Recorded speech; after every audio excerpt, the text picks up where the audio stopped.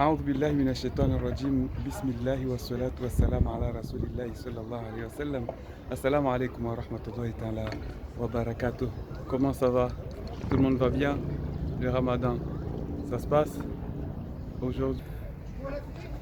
Venu à vous aujourd'hui pour vous parler de trois choses, comment dire, très très importantes que nous devrons faire, devrons être attentifs avant tout pour les entendre et pour mieux les appréhender et le faire part dans notre vie. Car comme vous le savez, je ne vais pas me présenter à vous les mains vides.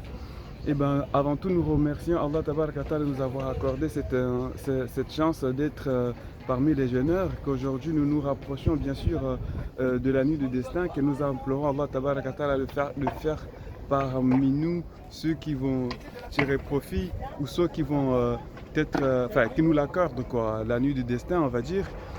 Qu'on soit parmi de ceux qui seront en adoration ce soir-là. Pas la peine de vous les détailler car beaucoup de gens vous ont fait beaucoup de vidéos en nous parlant de la nuit du destin, bien sûr. Ce que je veux vous dire, c'est comment profiter de sa vie. Qu'est-ce que c'est que l'objectif de la vie? Tu vois, c'est quoi l'objectif de la vie? Comment faire pour profiter pleinement sa vie sans aucun regret? Ici, pour savoir, Allah Tabaraka Ta'ala nous a tous donné les choix, voyez-vous?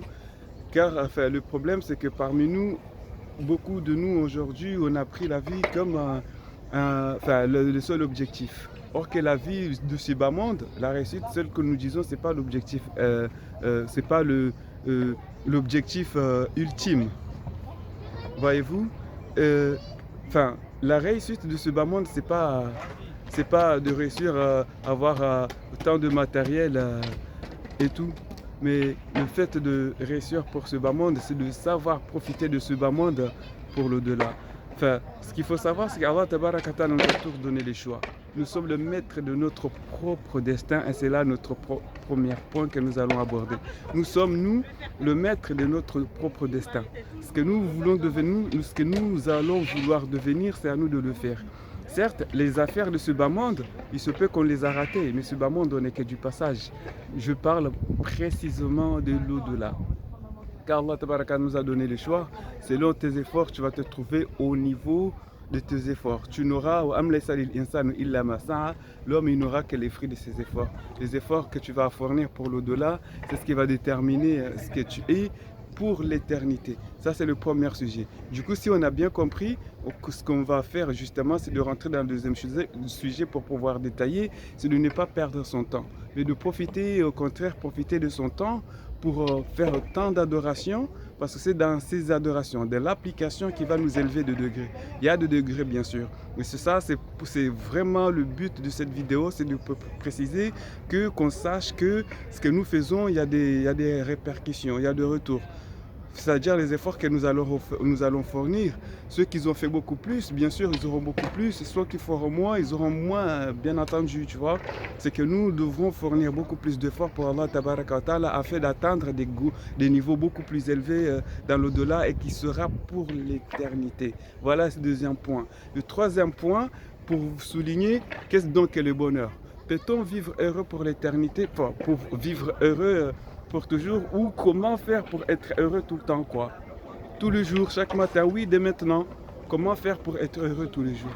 Ici, toutes les réponses nous ont été apportées avec le Coran, mais avant tout, déjà commencer par chercher à se rapprocher d'Allah, à se réconcilier avec son Seigneur. Deuxièmement, Rabbi nous a donné la solution quand il nous dit Ala bi dhikrillahi tatma'innul qulub, n'est-ce pas? Dans l'évocation d'Allah que le cœur il s'apaise, n'est-ce pas? N'est-ce pas? Voyez-vous la question comme elle a été posée d'une façon que nous savons la réponse. Tu vois? Rabbi nous l'a posé que n'est-ce pas dans l'évocation d'Allah que le cœur s'apaise, n'est-ce pas? Pourquoi il nous l'a posé comme ça la question? Parce que nous savons la réponse bien entendu. Voyez-vous? Si nous voulons être heureux, apaiser le cœur apaisé, nous devons accepter Rabbi, tu vois, mettre Rabbi devant nous, devant tout, tu vois, parce que le problème c'est que ce bas monde, c'est ça l'obstacle qui nous empêche d'évoluer ou de voir beaucoup plus de tout ce qui est dans, on va dire, de tout ce qui est dans le raïb, dans l'invisible. c'est l'amour de ce bas monde.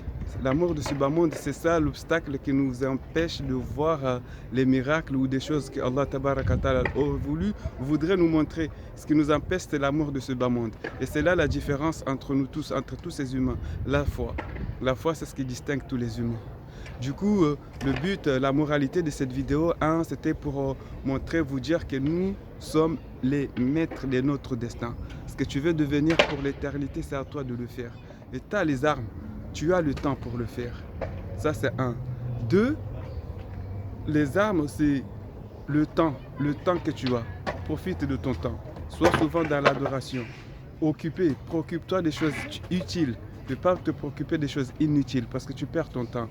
Troisième point, on a dit pour le bonheur, comment faire pour être heureux et que la solution, le Coran nous a apporté. Rabbi nous dit Man amila salihan min dhakarin aw untha wa huwa mu'minun falanuhyiyannahu hayatan tayyiba, que quiconque parmi vous, mâle ou femelle, fait une bonne action, nous le ferons vivre une bonne vie.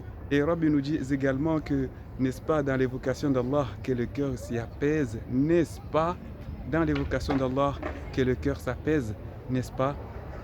Voyez-vous, j'espère que cet instant nous sera bénéfique pour moi et pour toi, mon frère. Bien sûr, on est de retour au bled, alhamdulillah.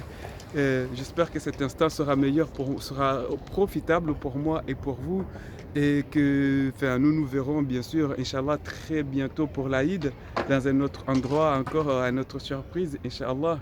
Et que Rabbi accepte nos jeunes et qui efface nos méfaits, qui nous inscrit parmi ceux qui vont être affranchis du feu de l'enfer et qui nous accepte parmi les héritiers du paradis. J'implore le pardon pour moi et pour vous et pour tous ceux qui nous ont enseigné, nos parents, tous ceux qui nous ont rendu service que nous n'avons jamais su le remercier. Nous demandons à Allah Tabaraka Ta'ala de le gratifier, de le rendre le bien qu'ils nous ont fait, car nous ne pouvons pas le faire.